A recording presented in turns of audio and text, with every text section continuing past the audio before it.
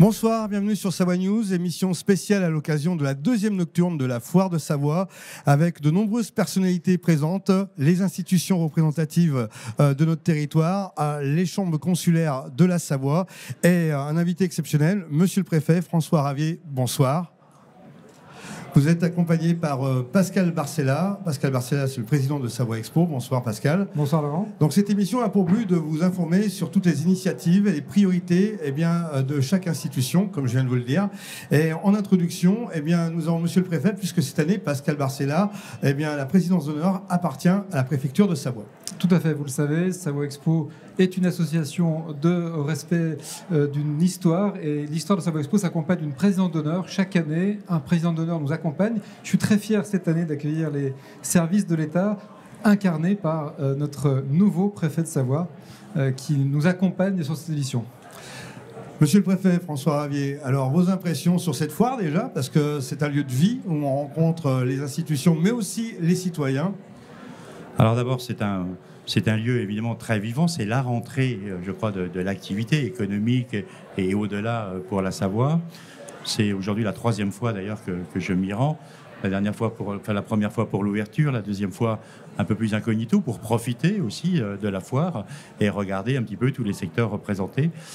C'est évidemment un plaisir, un honneur pour le préfet de la Savoie d'avoir la présidence d'honneur pour le coup de cette 64e édition de la foire de Savoie. On a eu l'occasion avec le président de faire le tour des stands et d'avoir un très bon exemple, je crois, du dynamisme et de la vitalité de l'économie de la Savoie. Alors, c'est l'occasion aussi pour la préfecture de cibler des thématiques. Et Dieu sait que c'était très interactif cette année avec de nombreuses réunions d'information et de partage avec le public. Oui, autour d'un thème central, l'environnement, avec un certain nombre de simulations, de conférences aussi, et puis donc l'environnement dans un premier temps, et puis on a tenu également à présenter un certain nombre de sujets liés à la sécurité, y compris d'ailleurs à la résistance, à la résilience des individus et des sociétés en matière de sécurité, la cybercriminalité par exemple. Bref, il y a eu déjà, depuis le début de cette foire, beaucoup de conférences. L'ONF, par exemple, a également été intervenu. Et puis, il y a un escape game, comme on dit aujourd'hui en bon français, qui a été déployé donc, par les services de la préfecture avec l'aide de partenaires. Et de ce qui me revient comme écho, c'est plutôt très intéressant et très, très bien fait. C'est une belle édition, Laurent, je tiens à le préciser. C'est une édition de reprise. C'est la première édition après ces 2 fameuses années très difficiles pour nous et tout le monde de l'événementiel. C'est une très belle édition. Les exposants, je tiens à leur rendre hommage et à les remercier, sont à nos côtés. 400 exposants cette année, plus de 420 exposants avec des stands éphémères qui constituent une nouveauté à la foire. Et puis les visiteurs sont là. Ce soir, la foire est pleine. C'est une nocturne, certes, mais nos visiteurs sont là et c'est beaucoup de réconfort pour nous qui portons ces événements et qui portons cet événement majeur pour nous que de savoir que nos exposants et nos visiteurs sont avec nous. Monsieur le Préfet, on aura l'occasion de réaliser une émission spéciale avec vous lundi soir, qui sera diffusée sur Savoie News. Rapidement, quels sont pour vous les atouts de la Savoie, en 2 phrases? Les atouts de la Savoie, je pense que c'est la capacité des élus, des acteurs, des entreprises à se mobiliser pour le développement de la Savoie. Un patrimoine à la fois naturel et culturel d'ailleurs, très intéressant, très important, du dynamisme, des enjeux forts, mais qui, me semble-t-il, sont parfaitement pris en compte, qui nécessitent bien entendu au jour le jour du travail, des projets, mais un territoire avec vraiment beaucoup d'atouts, que ce soit, je le redis, patrimoine naturel, patrimoine culturel, un secteur économique quand même très puissant, bien organisé, qui fonctionne bien. Au premier trimestre 2022, les chiffres d'affaires ont progressé de 41%. Donc on voit ce dynamisme, cette vitalité, cette force d'innovation. Certains exemples d'ailleurs sont donnés ici, dans certains stands de cette foire. Beaucoup d'atouts et beaucoup de personnes pour valoriser et pour dynamiser ces atouts. Merci de votre présence. Nous allons entamer cette émission spéciale avec les institutions. 8 thèmes.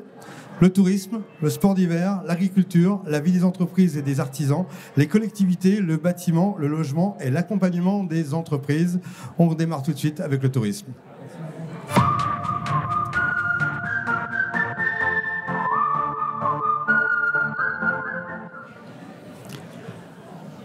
Le tourisme en Savoie, dans le cadre des émissions spéciales sur les institutions. Voici un premier thème avec des invités référents. Tout d'abord Fabrice Pannecook, président Auvergne-Rhône-Alpes Tourisme. Bonsoir. On vous connaît aussi pour être maire de Moutier et puis président de Cœur de Tarentaise, au plein cœur des vallées. Donc vous avez plein de choses à nous dire.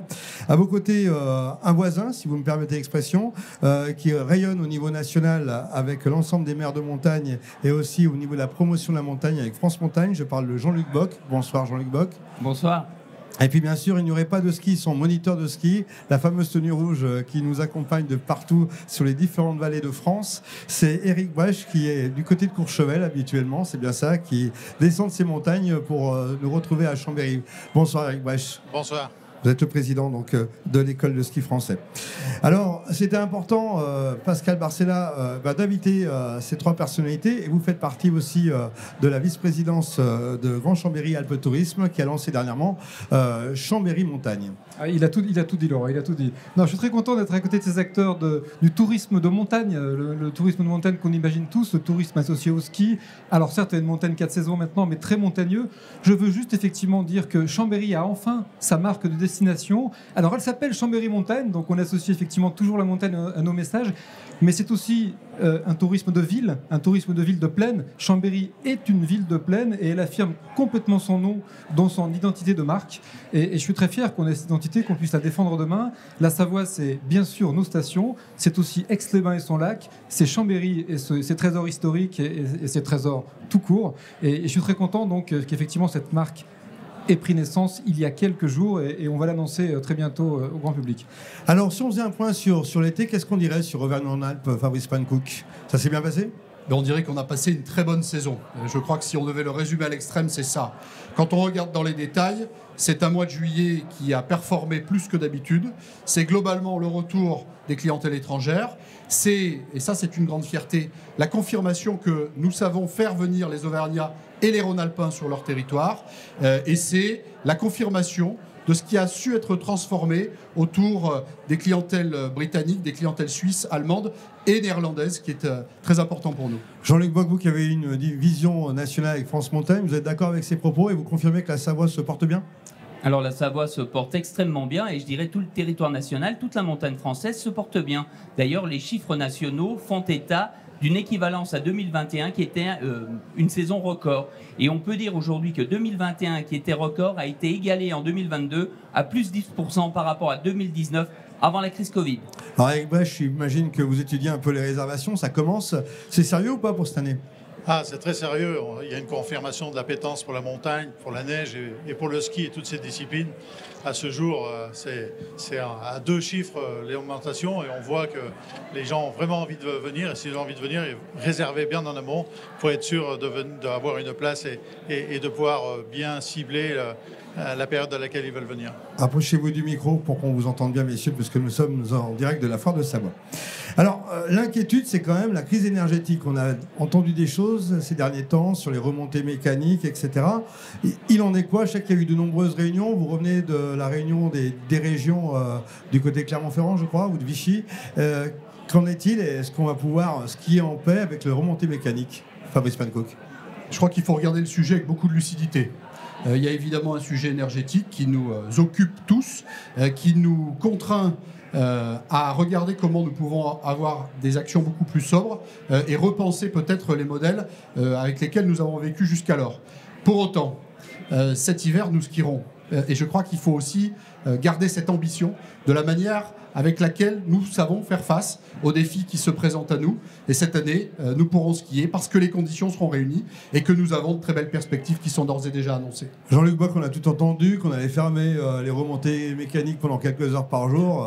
C'est du passé ou Alors oui, c'est complètement du passé. On entend beaucoup de bêtises des fois dans les médias. Et ce que l'on peut dire aujourd'hui, ce qui est sûr, il n'y aura pas de pénurie d'électricité en montagne. En tout cas, ça a été discuté au sein de plusieurs ministères la semaine dernière. Et il y a une chose surtout qui est certaine. Évidemment, on va faire des économies d'énergie. Évidemment, on va aller dans le sens des 10% qui ont été demandés. Mais on va même aller plus loin. Et en tout cas, il y a une chose qui est certaine. Cet hiver, on va faire un excellent ski parce que je crois qu'en plus, la matière première, elle arrive bientôt, la neige. Et ça va nous sauver aussi des difficultés hydriques qu'on a eues cet été. Alors messieurs, pour bien skier, il faut des bons sociopros, que ce soit pour skier, pour se détendre au cœur même des Savoies. Eric Brèche, avec les moniteurs, on peut, j'imagine, avoir une perspective. On a du mal à recruter aussi en montagne ? Il faut savoir que sur la Savoie, c'est à peu près 6000 professionnels qui sont présents. La difficulté, ce n'est pas le travail. La difficulté, c'est comment on va à son travail. Est-ce qu'on peut se loger? Et si on ne peut pas se loger, comment on va et où on va? Et plus ça redescend dans la vallée, plus on retrouve les problématiques de logement, les problématiques de mobilité, les problématiques de parking, les problématiques que je pense que tous les maires ont automatiquement. Voilà. On va changer de micro, pardon. Oui, les problématiques que toutes les stations ont. Donc, du coup, les moniteurs de ski, qui est un gros volume, bien sûr. S'il y a un problème à ce jour, ce n'est pas forcément le recrutement, c'est surtout comment rester dans chaque village de montagne. Alors, la question se pose. On attire les touristes et il faut loger les saisonniers et même les Savoyards. Au niveau du tourisme, c'est quelque chose que vous étudiez, Fabrice Pankouk, avec l'ensemble des corporations? Oui, naturellement. C'est un sujet qui est essentiel, cette question du logement. Et il faut pouvoir le segmenter entre le logement des habitants permanents. On a la chance d'avoir une montagne vivante et habitée. Ce logement, pour ceux qui viennent en visite, les touristes, avec des logements adaptés. Et puis, bien sûr, ce logement pour les travailleurs saisonniers. On intervient sur chacun des axes. Beaucoup de choses ont été faites ces dernières années. Je pense ici notamment au logement saisonnier. Il reste beaucoup à faire. Pour autant, il y a une dynamique d'ensemble qui est donnée. Il y a une volonté à la fois du côté des collectivités, mais aussi des sociopros. Et je crois qu'il faut poursuivre les efforts qui ont été initiés. Alors on parle de tourisme, on parle beaucoup de montagne parce qu'on est à l'aube de l'hiver, mais la Savoie, c'est aussi des lacs. Lacs et montagne, c'est 2 saisons. Alors je ne sais pas si c'est 4 saisons, mais c'est 2 saisons. Comment on essaye d'appuyer ça? Alors en montagne, mais aussi du côté du lac du Bourget et des différents lacs de Savoie. On a la chance d'avoir un département qui offre une grande diversité de l'offre touristique, et Pascal Barcella le rappelait tout à l'heure. La question des lacs est à prendre à bras-le-corps, et avec Aix-les-Bains, bien évidemment. C'est une grande complémentarité. En réalité, nous avons la chance d'avoir un tourisme qui peut totalement se diversifier. À l'échelle de nos territoires, ce qu'il faut aussi, c'est que nous puissions regarder des échelles plus larges. On vient effectivement à la montagne, mais la montagne, c'est aussi une vallée pour y accéder. C'est une vallée qui peut proposer un certain nombre de choses à découvrir, à visiter. La question des lacs, c'est la même. On a des territoires qui les entourent. Il faut que nous sachions valoriser l'ensemble. Et aussi l'histoire autour des lacs. Je pense ici au site Palafitique, par exemple, où on a beaucoup de choses à dire. Les priorités de France Montagne et des maires de montagne que vous représentez aujourd'hui en tant que président, Jean-Luc Bock. Alors la priorité absolue aujourd'hui, c'est évidemment les réservations. On sait que l'appétence pour le ski est présente. La simplification du parcours client dans toutes ses formes, sous toutes ses formes, c'est-à-dire d'abord un moyen de transport qui permette d'accéder dans nos montagnes, le train de nuit. On continue à travailler le sujet, c'est extrêmement important. En ce qui concerne la venue de nos vacanciers, on va tout faire pour que cela se passe bien. On souhaite la bienvenue à Monsieur le Préfet. Vous verrez, c'est super simple en hiver. Et ça devrait bien se passer. Mais en tout cas, il y a une chose qui est sûre. On est tous prêts, on a tous envie. La montagne est en convalescence et la montagne, elle va réagir. Vive la Savoie. Et on peut dire que tout ce qui va être fait, ce qui va être mis en œuvre par tous les acteurs, tous les socioprofessionnels, va permettre de faire avancer cette montagne qu'on aime tant. Eric Brèche, vos priorités? Les priorités, c'est de répondre présent à la demande croissante de la clientèle, justement, pour les enjeux d'abord sécuritaires. Faire pratiquer et découvrir le ski sous toutes ses formes, c'est d'abord notre enjeu. Et c'est aussi une source de développement pour les stations de ski, parce que je pense que sans apprentissage, à mon avis, il n'y aurait pas autant de monde en station de ski. C'est d'abord ça. Et puis de savoir accueillir et de jouer notre rôle, parce que la station de ski, en règle générale, c'est une addition de valeur au service du collectif. Dernière question, Fabrice Pankouk, au niveau Auvergne-Rhône-Alpes, on a les mêmes problématiques qu'en Savoie. Il y a d'autres spécificités qui sont au sommet de vos piles de dossiers? S'agissant du tourisme, on a évidemment les mêmes problématiques quand on parle d'emploi notamment, quand on parle de logement ou quand on parle d'accès. C'est des sujets qu'on prend à bras-le-corps. Après, du côté de l'Agence régionale du tourisme, on a des sujets historiques et sur lesquels nous travaillons de manière régulière. Il y a aussi ces nouvelles formes autour du tourisme. Ce tourisme durable, ce tourisme bienveillant qui est pour nous une pierre angulaire de notre action. Ce tourisme culturel et qui a été évoqué également. Et puis tout ce que nous faisons aussi autour du tourisme de l'événement. On le vit particulièrement ici dans cette foire. Voilà les sujets sur lesquels nous travaillons. Merci messieurs pour ce sujet sur le tourisme. Bonne continuation et bonne rentrée. Jean-Luc Bock, vous voulez rajouter un mot ? Simplement une petite chose, après 17 ans, la montagne ça vous gagne, ça revient à partir du mois d'octobre. Ça c'est le slogan de France Montagne, c'est ça ? Il y a un slogan pour les France moniteurs, Montagne. les hommes en rouge, non ? Non, c'est la montagne, ça nous gagne. Donc ça devrait vous gagner aussi. Ça nous va parfaitement bien messieurs. Merci de votre visite sur le plateau de Savoie News. Nous poursuivons avec un deuxième sujet, le sport et le sport de montagne.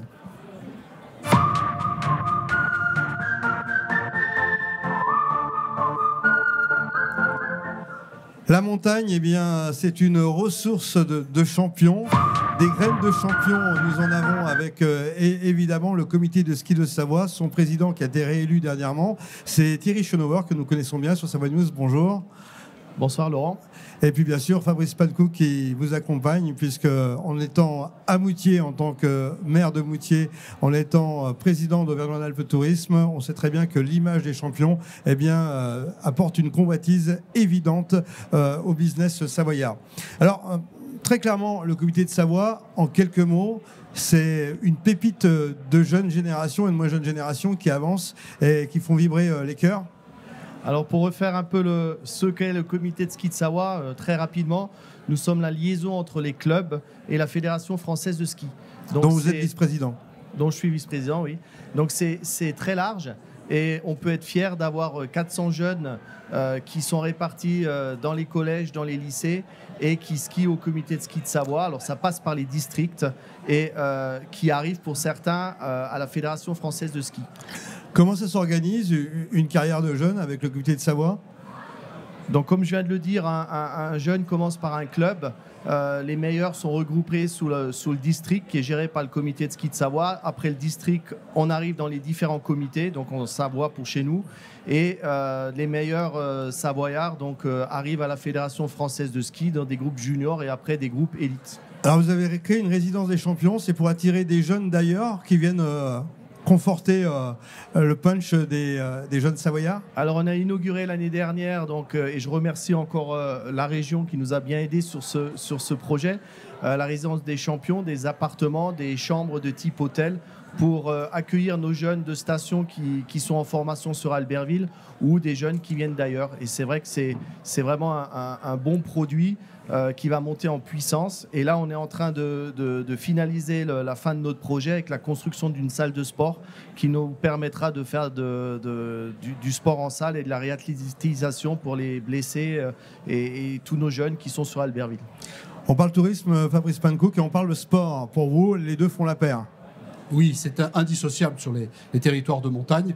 On a en plus de très bons résultats. On voit bien que les résultats sont des accélérateurs aussi sur le tourisme. Et puis, il y a toutes les valeurs qui sont associées au sport, avec la compatibilité, avec cette volonté de pouvoir se dépasser. Et ça contribue aussi d'une certaine manière aux activités qu'on est en capacité de proposer sur nos territoires. Alors on aime les grands événements, on a eu les Jeux Olympiques 92, on a fêté cette année les 30 ans des JO à Albertville, et puis là l'année prochaine on a une chance folle, Méribel-Courchevel 2023. Oui, c'est vraiment une chance comme tu viens de le dire, parce que c'est des événements qui arrivent à peu près tous les 15-20 ans. Et donc là, c'est notre tour. La Savoie fait tout ce qu'il faut faire pour que cet événement soit une grande réussite. Et l'unification de ces deux stations pour faire des courses, ça va vraiment être quelque chose d'exceptionnel avec beaucoup de spectateurs et surtout beaucoup de téléspectateurs. Et c'est également une grande chance pour nos athlètes qui vont pouvoir courir à domicile. Alors même Moutier profite de nouveaux aménagements pour recevoir le public. C'est aussi une vraie dynamique au niveau, je dirais, de l'urbanisme pour pouvoir accueillir dignement et proprement ces touristes et ces fans. Alors pas directement sur la question de l'urbanisme, mais en tous les cas sur les équipements. Je pense notamment à ce qui a été réalisé dans le cadre des investissements liés à ces championnats du monde, à la fois à Méribel, à Courchevel. S'agissant de Moutier, c'est la gare et la gare routière qui bénéficient d'un investissement considérable. Avec la région, on a souhaité accompagner toute cette dynamique parce que ce grand événement, c'est un rendez-vous qu'on ne peut pas manquer. C'est un grand rendez-vous qui marque bien au-delà de notre seul territoire savoyard et qui entraîne plus globalement toute l'image que nous avons à donner de la montagne française, de cette montagne qui a su, à l'occasion des finales de Coupe du Monde, donner une très très bonne image où on a cette neige, où on a eu une météo de grande qualité, des conditions d'accueil qui sont sans pareil, et on va faire la même mais en mieux à l'occasion des championnats du monde. En tout cas, c'est un vrai atout pour la Savoie. Merci, messieurs. Oui, juste un mot, Laurent. Il est important d'associer le département aux animations de la Foire de Savoie. Le département a fait un stand magnifique autour du sport. On va pouvoir descendre la piste de bob de la Plagne et c'est une magnifique simulation. On va pouvoir aussi descendre la piste de descente des championnats du monde qui a été entièrement digitalisée pour cet événement. Et donc, je suis très fier que le département soit associé à ces thèmes sportifs. Et puis, un petit clin d'œil au rugby, puisque nous accueillons, nous allons organiser certes un magnifique événement de ski en 2023, mais aussi le championnat du monde de rugby. Et à cette occasion, le rugby est notre partenaire et permet de faire découvrir aux jeunes ce sport redoutable. Alors, concernant le sport, tous les sports, il y a de nombreux équipements qui sont en construction, comme à Chambéry, le stade, qu'on attend avec grande impatience, parce que finalement, la Savoie, c'est une culture du sport avec beaucoup de collectifs et avec beaucoup d'associations. Oui, et je rajouterais que c'est aussi une terre de grands événements. Et c'est pour ça qu'on en est là finalement. Parce qu'il y a cette culture des associations avec une très grande densité sur nos territoires. Cette culture du sport parce qu'on a des territoires à la fois en indoor et en outdoor qui permettent des champs absolument incroyables. Et puis cette terre de grands rendez-vous, les Jeux Olympiques de 92 évidemment, qu'on a encore tous en tête. Et puis ce qu'on a su faire depuis, je pense à Aiguebelette, puisque nous parlions lac tout à l'heure, avec ces championnats du monde d'aviron. Et puis maintenant ce très beau rendez-vous qui est derrière nous après Val d'Isère 2009, et bien Méribel-Courchevel 2023. Alors moi, ce que je voulais rajouter également, c'est ne pas oublier nos Coupes du Monde qui sont sur notre territoire, en Savoie, sur la Haute-Savoie également, donc Val d'Isère, Val Thorens, Courchevel-Méribel, on en a parlé, et Chamonix juste avant Courchevel-Méribel. Donc c'est également une chance d'avoir tous ces événements sur notre territoire. 12 mois sur 12 sur la Savoie, il y a du sport. Merci messieurs pour cet entretien, c'était notre chapitre sportif. Merci beaucoup. Nous allons passer maintenant à l'agriculture.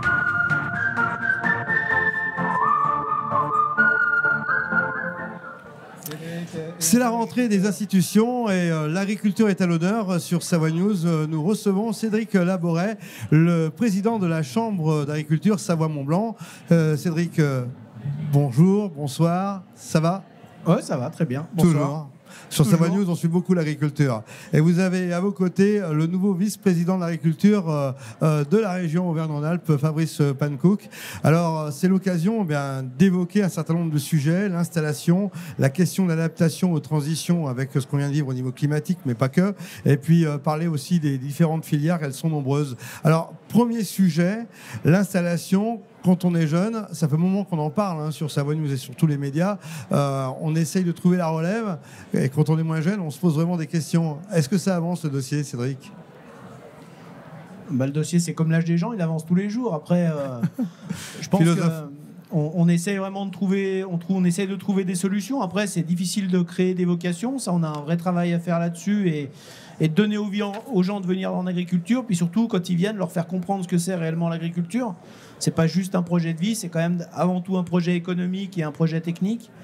Et du coup, c'est comment on peut accompagner ces jeunes à prendre vraiment la pleine mesure de ça et faire aussi en sorte que les anciens qui s'en vont, ils s'en aillent eux aussi dans de bonnes conditions, mais surtout qu'ils s'en aillent l'esprit libre et qu'ils laissent bien les jeunes prendre la place pour être capables de monter leur propre projet qui ne sera pas celui des anciens. Et on va chercher des jeunes qui ne sont pas forcément issus du milieu de l'agriculture. Ça, c'est important, Fabrice Pannecook. Oui, en fait, ce qui est important pour nous, c'est qu'on puisse installer et transmettre. Je crois que ce sont des mots-clés dans cette question de l'agriculture. Pourquoi on en a besoin ? Parce qu'il y a un élément essentiel, c'est que cette agriculture, elle est nourricière. Et elle est nourricière de qualité. Et pour répondre de ce défi, finalement, ce qu'il nous faut, c'est des volontaires. Voilà. Alors après, une fois qu'on est volontaire, il y a tout l'accompagnement qui doit être mobilisé et mis en œuvre. Mais ça commence par là. Et donc, ça peut être des jeunes ou des moins jeunes, et en tous les cas avec des parcours divers, dès lors qu'on se prépare aux défis qui sont ceux de l'agriculture. Clairement, quelles sont les aides et les solutions que vous allez apporter dans les semaines à venir pour grandir sur ce dossier ? Alors dans les semaines à venir et dans les mois et dans les années à venir, naturellement, du côté de la région Auvergne-Rhône-Alpes, le sujet de la transmission et celui de l'installation sont pour nous essentiels. Ça se passe notamment du côté de la dotation aux jeunes agriculteurs, dont il est utile de rappeler que c'est la plus élevée de France et avec une large avance d'ailleurs. C'est un élément qui est essentiel. Mais ça n'est pas tout, parce qu'avant d'en arriver là, il y a d'abord le sujet de la formation, ce sujet de la formation au métier, aux défis qui sont ceux auxquels on doit préparer. On a 118 établissements de formation en Auvergne-Rhône-Alpes, 24 000 jeunes et moins jeunes qui sont engagés dans un parcours de formation. C'est la combinaison des deux. Mais ça n'est encore pas tout, parce que lorsqu'on est dans une transmission, il ne faut jamais oublier qu'une transmission réussie, c'est une transmission qui aura été préparée. C'est-à-dire qu'on ne laisse pas en jachère, pour prendre un mot agricole, son exploitation avant de la transmettre. Il faut continuer d'investir, continuer de la préparer pour que, au moment où la transmission se fait, cela soit dans les meilleures conditions. D'accord avec ces propos, Cédric Laboret? Oui, d'autant plus qu'à l'avenir, on va avoir des exploitations qui vont devoir investir dans deux choses. Premièrement, dans leur outil de production, et puis aussi ce qui fait le lien avec le deuxième point, avec le changement climatique. C'est-à-dire que les exploitations, elles vont avoir des investissements supplémentaires pour faire face à ces aléas climatiques. Et du coup, ça renchérit les choses. Et du coup, une exploitation qui arriverait au moment de céder, qui aurait fait zéro investissement, elle serait trop dure à reprendre. Donc voilà, on a besoin de cet équilibre-là, et on a besoin d'accompagner les jeunes, surtout sur notre territoire où, mine de rien, on l'a dit, vous l'avez déjà dit dans les tables rondes précédentes, mais tout est cher, quoi. J'ajoute, parce que c'est tellement logique pour nous deux, que ce travail-là, il est très partenarial. Et donc, il y a le boulot de la Chambre qui est essentiel dans la manière avec laquelle les repreneurs ou les jeunes volontaires sont accompagnés. Les collectivités apportent leur soutien, en lien d'ailleurs avec les départements, avec les fonds européens et l'État, et cet accompagnement technique de la Chambre d'agriculture, des chambres d'agriculture. Alors, je voulais faire réagir Julien Curtil, qui est le vice-président des jeunes agriculteurs et qui vous écoute. Il va rentrer dans le champ. Viens là, Julien, à droite, à gauche, tout va bien. Alors, qu'est-ce que tu penses de ces propos? Est-ce que tu es en phase avec tout ça? Est-ce que vous vous sentez vraiment soutenu?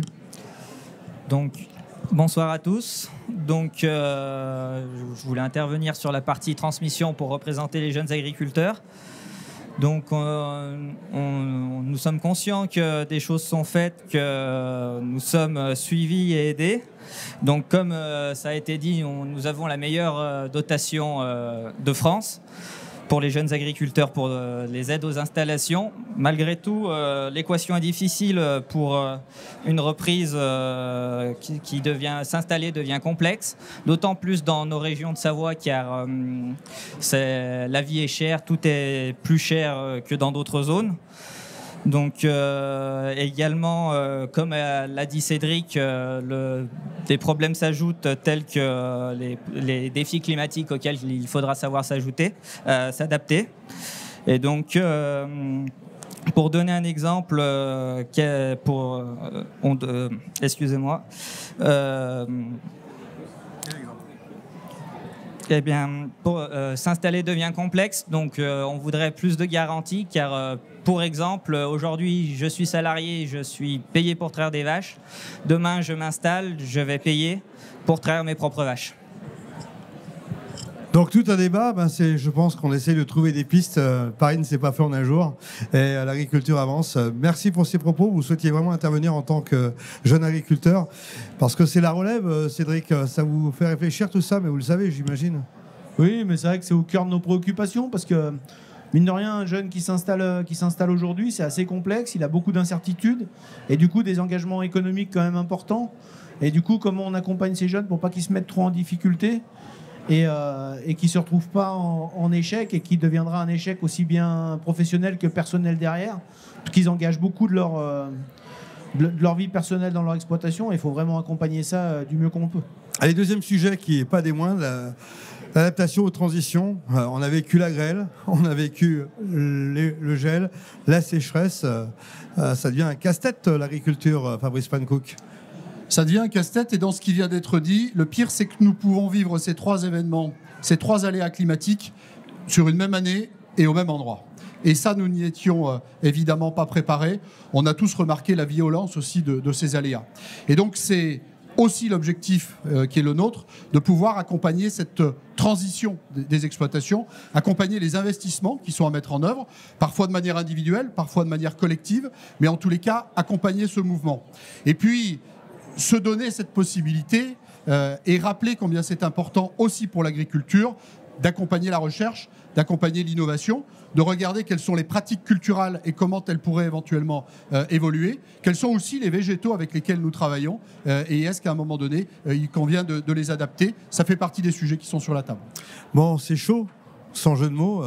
Cédric Laboret, comment vous battez, vous, à la Chambre d'agriculture pour essayer d'avancer à grands pas, parce qu'il y a urgence? Il y a urgence, mais je pense que déjà les exploitants, en fait, dans la réalité, ils sont tous déjà adaptés. Ils ont déjà tous commencé à faire des adaptations au changement climatique. Que ce soit les éleveurs ou les producteurs en production végétale, tout le monde a commencé à mettre en place des choses pour se prémunir des périodes de taille un peu différentes, des périodes de pâture un peu différentes pour les animaux. Ça, c'est le quotidien des éleveurs, des agriculteurs en général, parce qu'on vit tous avec la nature et ça, c'est notre outil de travail premier. Après, je pense qu'on a besoin de deux choses pour être accompagné. C'est qu'on nous accompagne par la recherche et par l'investissement sur les changements climatiques, et puis qu'on nous accompagne aussi dans le discours et dans les messages qu'on fait passer. Parce que demain, il y aura quand même des choses qui vont changer, et notamment, on a eu un sujet cet été, ça a été le sujet de l'eau.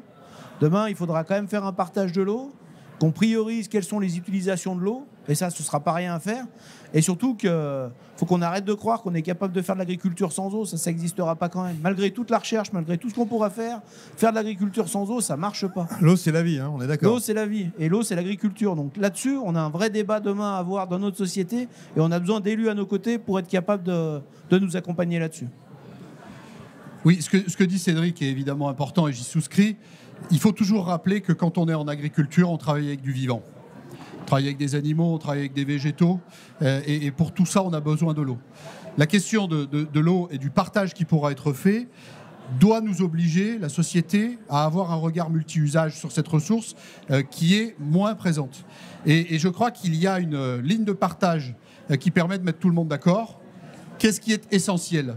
Et je considère, moi, pour ce qui me concerne, c'est que ce qui est essentiel, c'est ce qui est nourricier. Et ça veut dire, dans nos activités, eh bien, que l'agriculture a un rôle premier et un droit d'accès privilégié. Juste un mot pour dire qu'on partage 11 jours avec les jeunes agriculteurs sur cette foire de Savoie, et ils sont d'une incroyable maturité et d'un incroyable optimisme. Ils reprennent des activités, ils reprennent effectivement des exploitations, et ils sont d'une incroyable énergie, et c'est très rassurant que de savoir que ces jeunes sont là pour pousser l'agriculture de demain. Un dernier sujet rapidement, Fabrice Pankouk, le plan filière, 18 plans filières au niveau de Auvergne-Rhône-Alpes. Pourquoi et qu'est-ce que vous allez apporter ? Alors pourquoi ? Parce qu'il y a un moment donné où il faut mettre de l'ordre de la manière avec laquelle nous accompagnons, et que les besoins en fonction des filières qui sont engagées ne sont pas forcément les mêmes. On en a identifié 18 à l'échelle de notre territoire régional. Et pourquoi ces plans ? Eh bien pour définir précisément avec les professionnels, avec les représentants des chambres, avec l'ensemble des acteurs qui sont engagés, quels sont les besoins essentiels sur lesquels nous pouvons les accompagner. Et puis les financements, évidemment, que nous sommes en capacité de mobiliser. Ça occupe l'actualité de notre fin d'année 2022, avec un rapport au mois d'octobre, et ensuite des rapports opérationnels qui arriveront sur le mois de décembre. Et puis on aura l'occasion de se retrouver sur les signatures de ces plans. Cédric Laboret, vous sentez que l'agriculture en Savoie-Mont-Blanc est soutenue et peut-être, comment dirais-je, partagée avec l'ensemble des élus ? On a une chance ?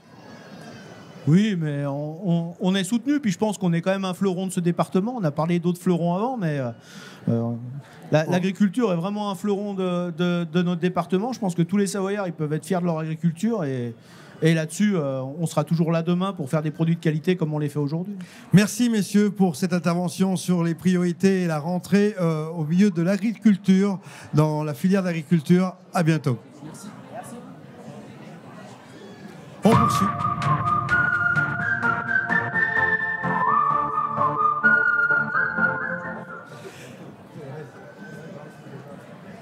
Sur Savoie News, plateau spécial avec la vie des entreprises et des artisans. Et pour cela, j'ai la chance, l'honneur d'accueillir Isabelle Guillot, présidente de la CMA Savoie, la Chambre des métiers et de l'artisanat. Bonsoir. Bonsoir. Et Marc Béjoria, qui est notre président de la CCI Savoie, la Chambre de commerce et d'industrie. Alors, il y a tant de choses à dire sur cette rentrée. Depuis quelques mois, Isabelle Guillot, on subit la pénurie des matériaux, l'inflation, des interrogations sur l'emploi. Comment vous gérez les priorités en tant que présidente ? Alors, d'abord, une précision. Monsieur le préfet a évoqué tout à l'heure, il y avait une hausse des chiffres d'affaires.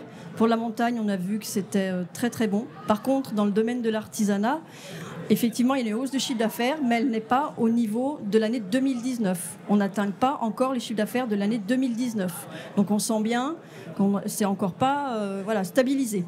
Donc ça, c'est un fait pour toutes les entreprises artisanales. Alors que faire ? Qu'est-ce que vous mettez en place ? Alors vous soutenez bien sûr l'ensemble des artisans. Oui, bien sûr, puisque les chambres consulaires sont là pour représenter, défendre, que ce soit l'artisanat ou le commerce. Donc, on est au quotidien en soutien de nos entreprises, en collaboration avec les collectivités et évidemment avec les problématiques qui sont à chaque fois actualisées presque de jour en jour et parfois qui s'aggravent de jour en jour. Le coût de l'énergie, la pénurie des matériaux, on a cru que ça s'arrangeait, c'était terminé, pas du tout. Il y a certains composants qui sont encore manquants. Il y a même des matières premières, parce que vous évoquez pénurie de matériaux, mais une précision, les matériaux, c'est plus peut-être le bâtiment, mais dans l'artisanat, il y a 250 métiers. Donc ce n'est pas que le bâtiment, il y a de l'alimentaire, il y a des services, que ce soit les taxis, les coiffeurs. Même ces gens-là ont des problématiques de matériaux et de matières premières. Donc ça touche tous les métiers. Votre avis, Marc Béjoria, sur ce sujet-là, au niveau de la CCI, c'est pareil ? Nous, on a le même ressenti.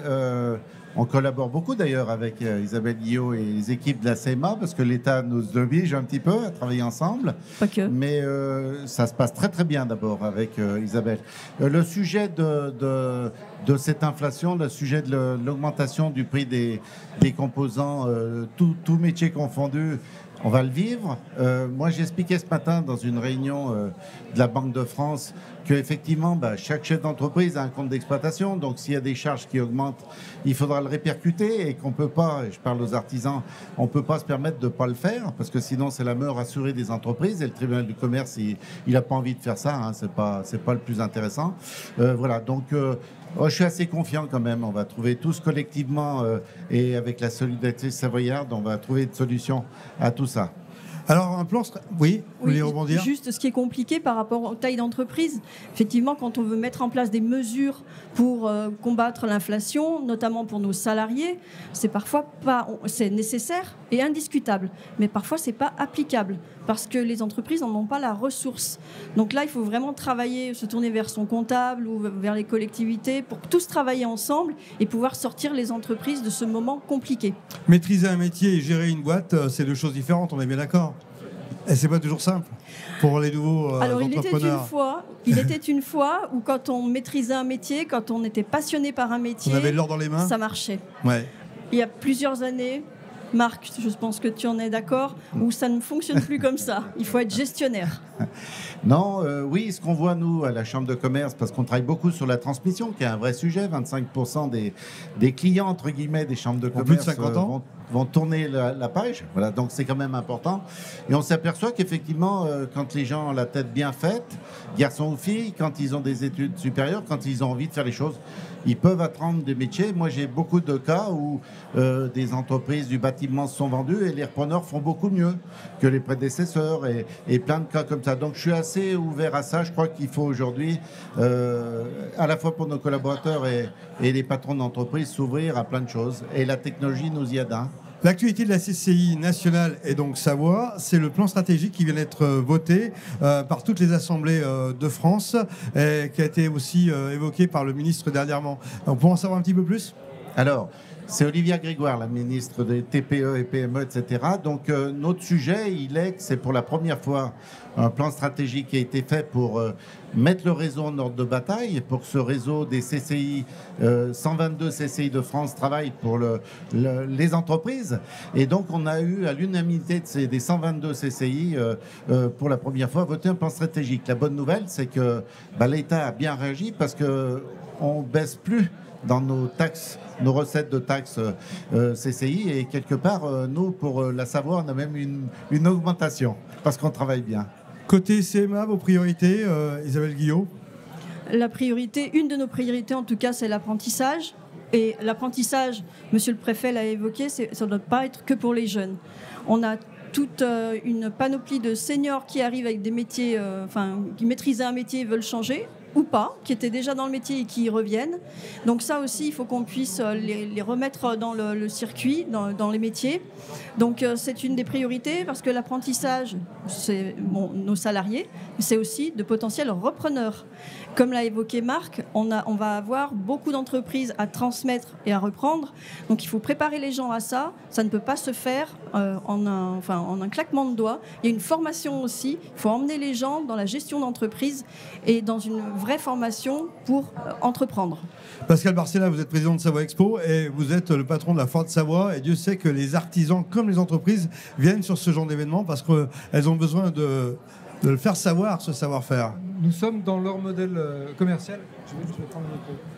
Nous sommes dans leur modèle commercial, nous sommes une vitrine des savoir-faire et des produits fabriqués par les artisans, par les commerçants et par les entreprises savoyardes. Et je veux remercier, j'allais dire ces deux-là, parce que sans eux, nos événements ne seraient pas ce qu'ils sont. Alors bien sûr, nous sommes au service de l'industrie, du commerce, de l'artisanat, mais sans eux, nos événements ne seront pas ce qu'ils sont. On a une parfaite collaboration sur tous nos événements et c'est un véritable plaisir de savoir qu'effectivement, on travaille ensemble pour dynamiser notre commerce, notre industrie, nos artisans, l'artisanat savoyard. À ce sujet, merci beaucoup. Marc Béjoria, comme vous êtes le nouveau président de la CCI depuis quelques mois maintenant, vous avez décidé de créer un grand événement pour rassembler l'ensemble des acteurs économiques, les clients de la CCI, comme vous le dites régulièrement. Voilà. Et ça sera le 21 novembre prochain, ici même à Savoie Expo. On remercie Pascal, d'ailleurs un accessite à toutes les équipes de Savoie Expo, c'est le moment de la rentrée et c'est un beau moment pour que les gens fassent pas de l'entre-soi mais que les clients rencontrent des fournisseurs et vice-versa, qu'on crée des affaires ensemble parce que c'est le but de ces foires. Effectivement, les CCI, toute la journée on nous pose la question à quoi ça sert les CCI. Ce qu'on voit c'est que quand les gens frappent et rentrent dans la CCI, ils sont excessivement enchantés du travail qui est fait, à la fois en termes de formation spécialisée, notamment les CHR, parce que c'est un vrai sujet pour nous. On parle du bâtiment, mais tout ce qui est hôtellerie pour accueillir les gens, c'est quand même important, les restaurations et plein d'autres choses.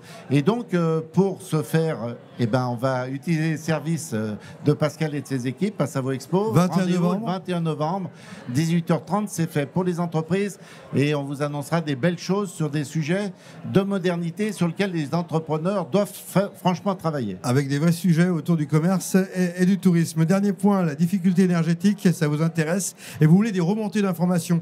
Donc vous avez mis en place une adresse mail où l'ensemble des professionnels peuvent envoyer leur avis à environnement@savoie.cci.fr.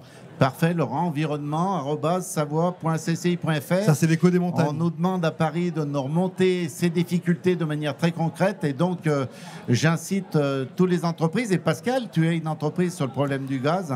On t'appellera pour remonter ces sujets pour qu'on essaye d'avoir une vision claire des choses. C'est vrai que l'impact sur les comptes d'exploitation de ces augmentations de charges fait qu'il y a d'autres budgets qui vont être serrés, donc ça risque de toucher d'autres activités malheureusement, mais l'économie, c'est pas juste de faire de ce qu'ils appellent entre guillemets un effort énergétique. Là, c'est une vraie contrainte, mais c'est pour l'avenir. Ça veut dire que les solutions qu'on va trouver là amélioreront les comptes d'exploitation dans l'avenir, et c'est ça qu'il faut travailler. Et pour les artisans, c'est pareil, qu'ils se déplacent beaucoup, etc. J'imagine que c'est un vrai sujet. Alors, pas que pour les artisans qui se déplacent, on a aussi nos boulangers qui sont gros consommateurs d'énergie. Dans l'alimentaire, en moyenne, c'est 2,7% le coût de l'énergie. Quand on dépasse ces 2,7%, on mange sa marge. Donc, plus de pérennité d'entreprise. Donc, la difficulté, elle est immédiate. La sentence, elle est immédiate. Donc, effectivement, on a les mêmes problématiques. Et j'aimerais aller dans le sens de Pascal tout à l'heure qui évoquait qu'on travaillait très bien ensemble. C'est vrai, et il faut le noter, ce n'est pas dans tous les départements. Nous sommes très conscients, nous sommes complémentaires. je pense que voilà, il faut avancer comme ça parce que nous avons des entreprises à taille différente, avec des problématiques différentes, mais nous avançons dans le même sens ensemble. Merci, messieurs, dames, de votre présence. Merci, Laurent. Vive les artisans et vive les entrepreneurs. On passe maintenant à un autre sujet, les collectivités.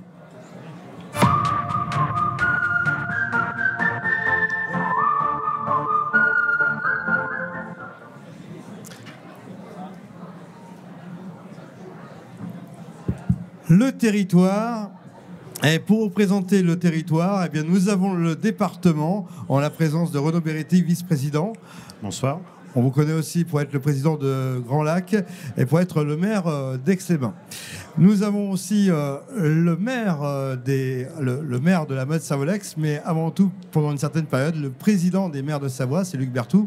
Bonsoir Luc Berthoud. Bonsoir. Et puis comme nous sommes à Chambéry pour réaliser cette émission, eh bien, nous avons invité Philippe Gamin, qui est le président de Grand Chambéry. Philippe Gamin, bonsoir. Bonsoir. Alors, rappelons chacun rapidement vos domaines de compétences, parce que des fois, pour les citoyens, c'est pas toujours clair. Un département s'occupe de quoi ? Il s'occupe du quotidien de tous les Savoyards. Donc, ce sont énormément, évidemment, de sujets. Les routes départementales, les collèges, le sport, dont nos prédécesseurs ont parlé, le développement durable et bien d'autres sujets, la prise en charge sociale de nos concitoyens, les sujets de la vie quotidienne, l'aménagement des communes. Voilà, donc c'est vraiment tout ce qui touche immédiatement les Savoyards. C'est une collectivité de proximité. Alors au niveau du grand public, Philippe Gamin, un président de Comcom, de communauté de communes, c'est beaucoup moins visible qu'un maire, on est bien d'accord là-dessus. Par contre, ça a beaucoup plus de pouvoir finalement parce que vous pouvez, avec l'ensemble des communes, rebondir sur les sujets. Alors quelles sont vos compétences et comment ça fonctionne ? Effectivement, il est bon de rappeler les compétences, ce qu'on appelle les compétences. En fait, ce sont les services publics que délivre cette intercommunalité. Elle est là au service des communes, mais des habitants, bien évidemment, et des entreprises. Et en quelque sorte, sont les services publics que ne pourraient pas assumer seuls les communes individuellement. Les communes, historiquement, se sont regroupées en communautés de communes, en communautés d'agglomération, pour délivrer des services publics. Alors, Luc Berthoud, en tant que président des maires de Savoie, vous avez tous les échos, hein, la ruralité, la montagne, l'urbain. Comment ça se présente pour vous ? Qu'est-ce que vous arrivez à faire à travers ce rôle fédérateur de président ? Alors déjà, essayer de faire une seule association, puisque nous en avions 4 jusqu'à présent. C'est complexe quand même, c'est unique en Savoie. C'est complexe, c'est pas très lisible vis-à-vis de nos interlocuteurs au niveau national. Et donc, ça se rétablit, ça ? Pardon ? Ça se rétablit ? Ça se rétablit. Tout le monde veut aller dans le même sens et de faire une seule fédération sur l'année 2023. Donc on est en train d'y travailler pour à la fois représenter cette diversité, mais aussi s'enrichir de nos différences et être un interlocuteur unique pour l'ensemble de nos partenaires. Alors revenons sur le département. La priorité de cette rentrée, ça a bien été la rentrée scolaire, hein, puisque vous avez fort à faire. Il y a aussi beaucoup de travaux, beaucoup de chantiers, et ça c'est beaucoup plus visible pour l'ensemble des citoyens. Et quelles sont réellement les prochaines étapes ? Une des priorités, ça a été dit précédemment, c'est le sport, puisque le stand du département, avec un simulateur, permet de se plonger en immersion.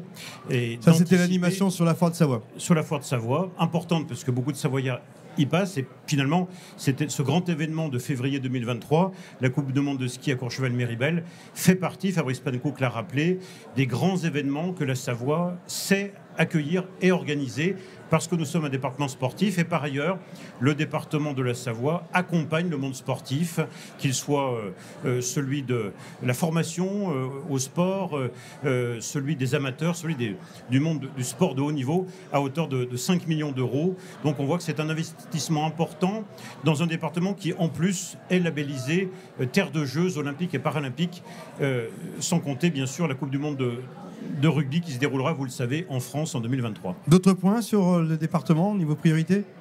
Oui, alors, donc à côté du sport, une des priorités, vous l'avez dit, c'est la rentrée scolaire dans tous les collèges privés et publics, évidemment, de Savoie, oui, qui s'est globalement bien passé. Le département, son rôle, sa mission, c'est d'investir dans l'entretien, la modernisation, la mise aux normes des collèges.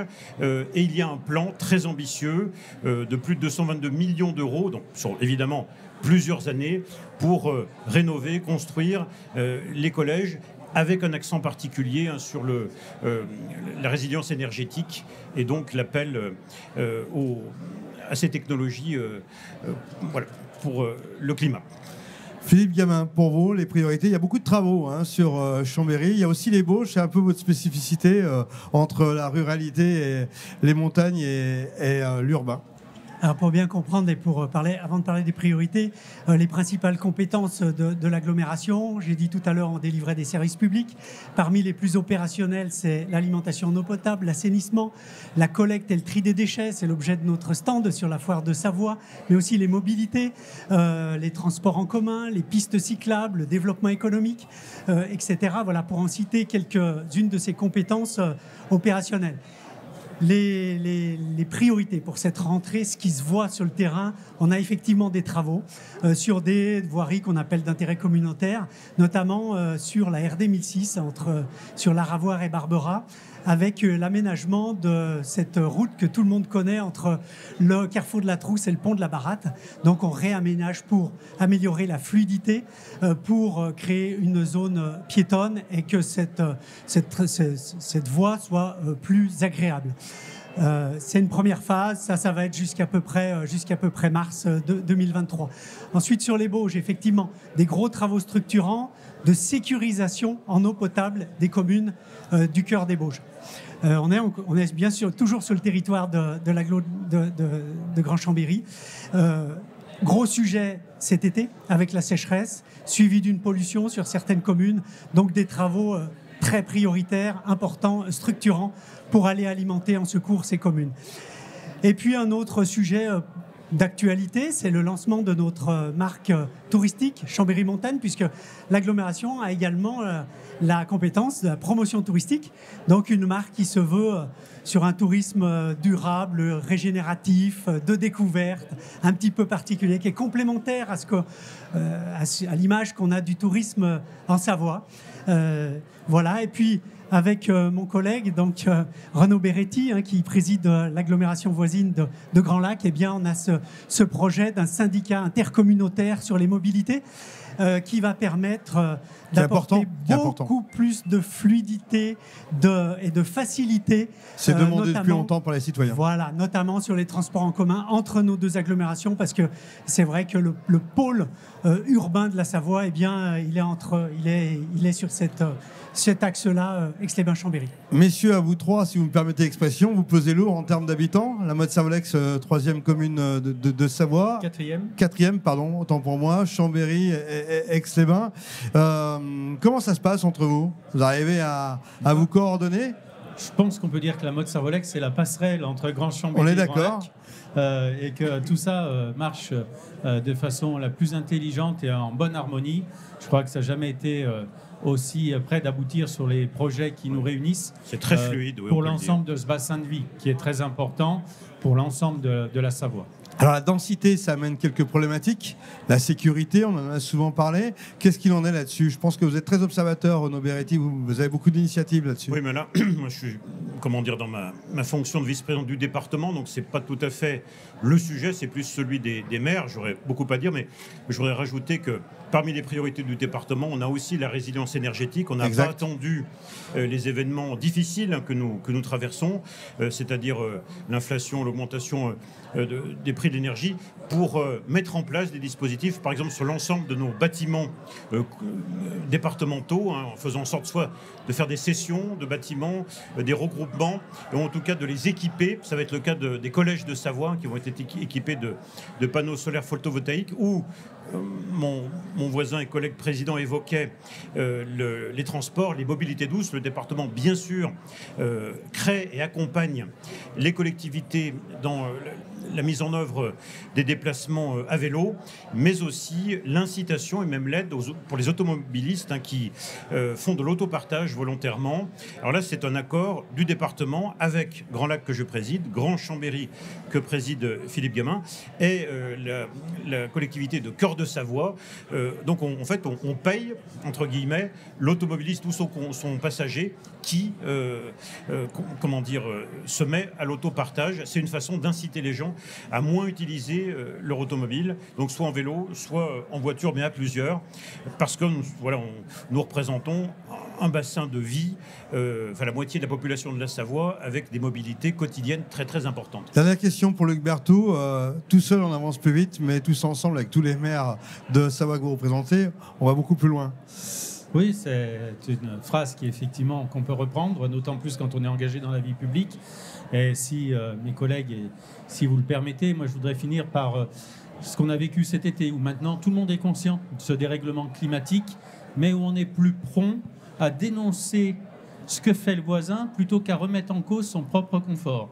Donc moi je pense que nous, maires, comme l'ensemble des acteurs, on a ce rôle maintenant de pédagogie et dire oui, c'est bien, on a vu tout ce qu'il y a, la sécheresse, le manque d'eau, le dérèglement, les qualités de l'air qui se dégradent, mais ce à quoi chacun d'entre nous est prêt à renoncer pour apporter sa part, sa goutte d'eau, comme le colibri que Pierre Rabhi, selon la légende amérindienne, évoquait, pour pas qu'on reste inactif et qu'on dénonce facilement les travers de notre voisin sans regarder les nôtres.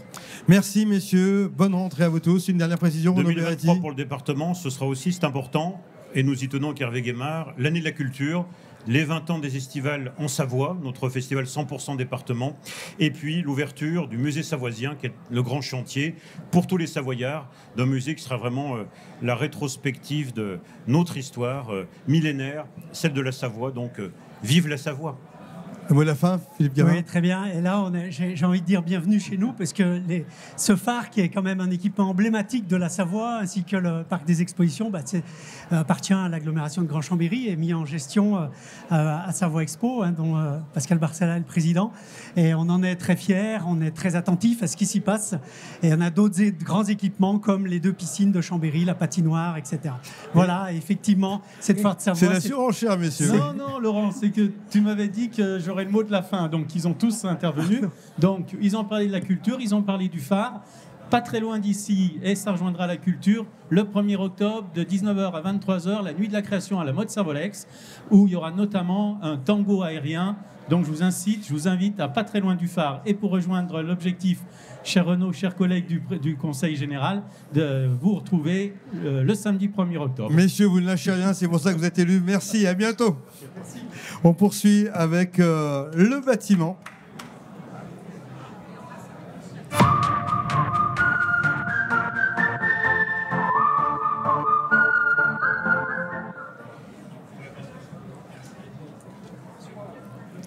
J'ai l'honneur d'inviter sur le plateau de Savoie News 2 nouveaux présidents.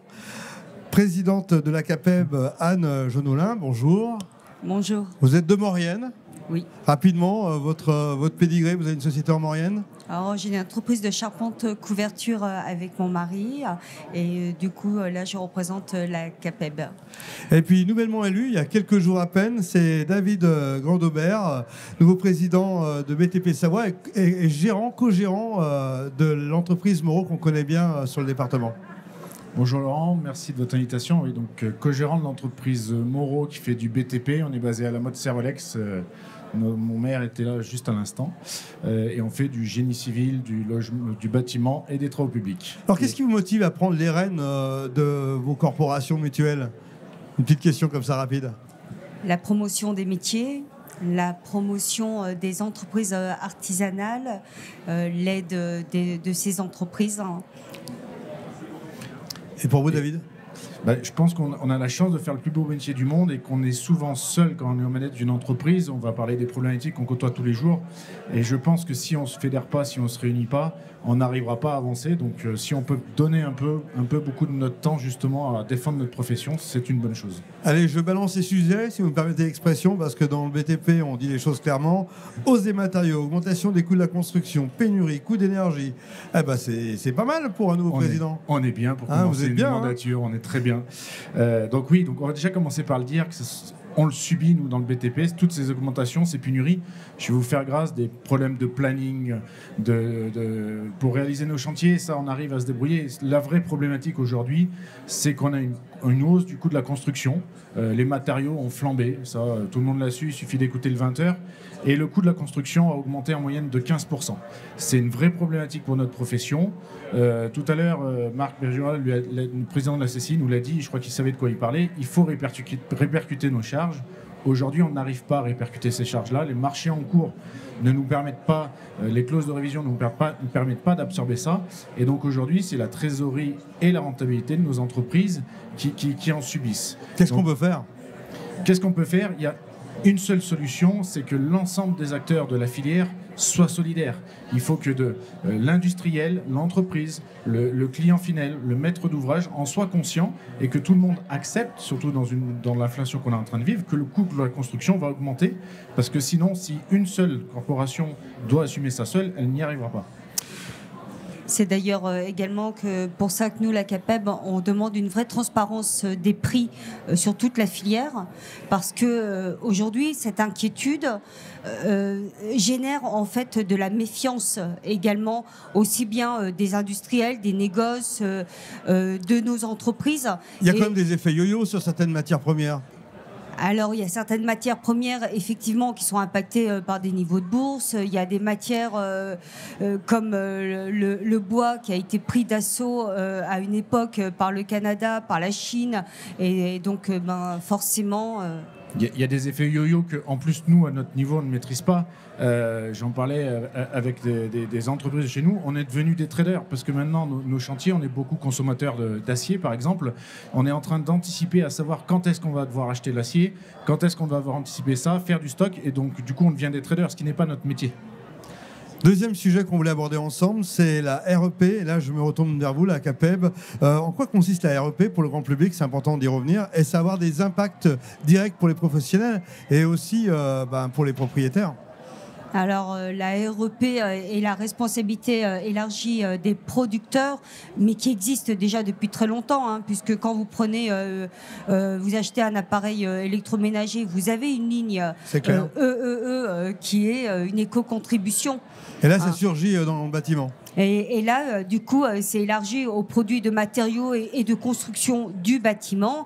Et en moyenne, il faut compter au bout du bout entre 1,5 à 6% d'augmentation en finalité. Et sur une surcharge, si on ramène ça en plus à l'inflation, puisque cette réglementation est demandée au 1er janvier 2023, ça ne va pas être tenable ni pour les ménages. Et c'est pour ça qu'on demande un report au minima au 1er janvier 2024. On parle de la rénovation énergétique, la zone à faible émission. Là aussi, il y a un planning serré. Et entre autres, c'est les véhicules qui doivent devenir écologiques. Est-ce qu'on va pouvoir s'adapter à ça au niveau de notre territoire où un jour on est en urbain, le lendemain on est à la montagne et on traverse l'avant-pays savoyard ?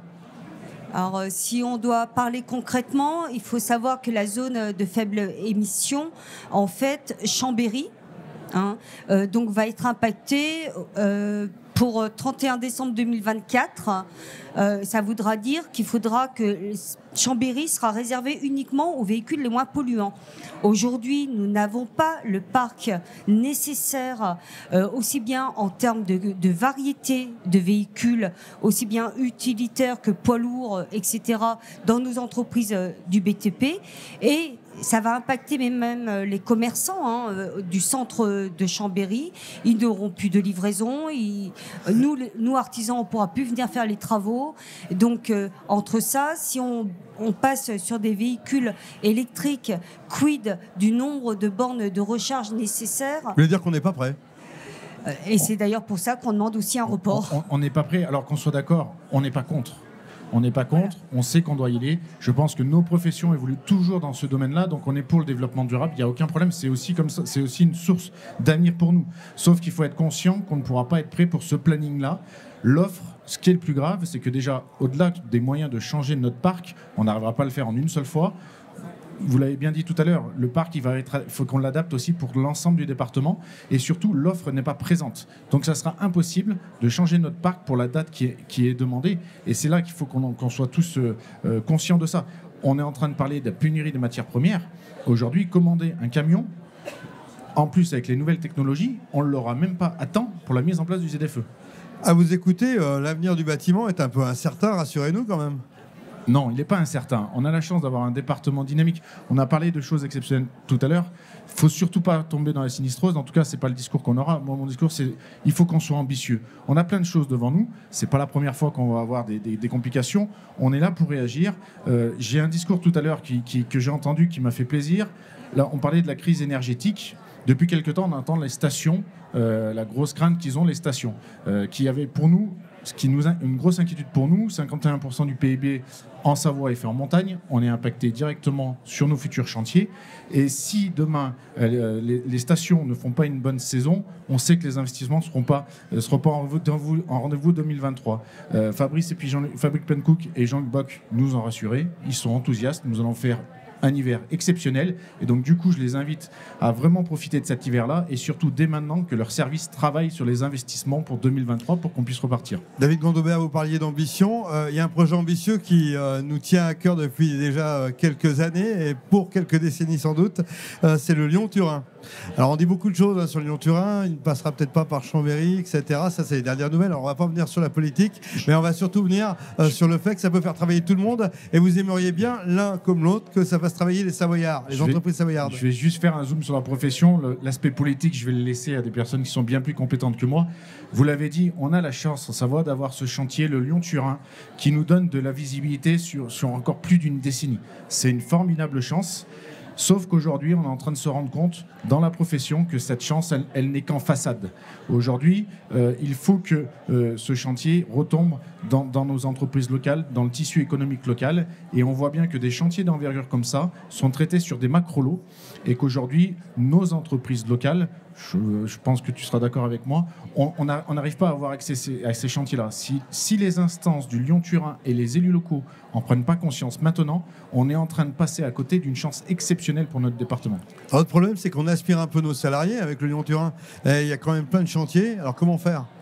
Eh ben, comment faire ? Il faut répartir, il faut que le tissu local en profite. Aujourd'hui, on en a parlé, l'emploi.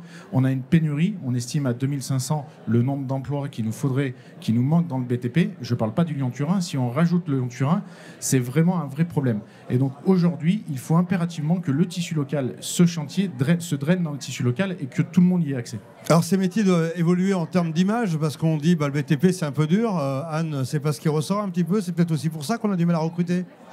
Alors, le gouvernement a mis en place des aides qui, quand vous voyez le courbe de l'apprentissage ces derniers temps, a flambé. Alors maintenant, ce qui, j'espère, on ne va pas se tromper, étant donné que France Compétences, qui gère tout ça, est déficitaire. Et la seule crainte qu'on ait, c'est qu'ils réduisent tout de même les aides des coûts des apprentis. Et que derrière ça, les CFA ne puissent plus non plus réinvestir dans les formations. Un dernier mot ? Un dernier mot sur le... Il ne faut pas dire que le métier du bâtiment est dur. Tu l'as dit, Laurent, et je pense que c'est un raccourci qu'il ne faut plus faire. C'est l'image qu'on peut en avoir. Tout à fait, j'en suis d'accord. Et c'est pour ça que une des premières ambitions sur le mandat qu'on a depuis que j'ai été élu, c'est de redorer l'image de la profession. Parce qu'on a la chance d'avoir un métier, surtout dans nos montagnes. On fait des chantiers exceptionnels, on sait que le métier va évoluer, on parle de développement durable, de transition numérique, et surtout, on est un vrai ascenseur social dans la profession. On offre des plans de carrière que dans d'autres secteurs, on ne peut pas trouver. Donc, c'est une chance de venir dans le BTP. Et aujourd'hui, j'invite, il faut que notre message soit encourageant. Il faut qu'on aille chercher les jeunes, qu'on incite aussi leurs parents qui viennent dans la profession et ils vont s'éclater. On va leur offrir un vrai plan de carrière. Eh bien, pour des nouveaux présidents, vous avez la pêche. On y croit. Merci en tout cas de votre présence. Et Dieu sait que le bâtiment est important sur notre territoire. On aura l'occasion d'en reparler sur Savoie News. À très bientôt. Bonne rentrée à vous deux. Merci Laurent. Merci. On va poursuivre avec cette fois-ci le logement. C'est la suite logique.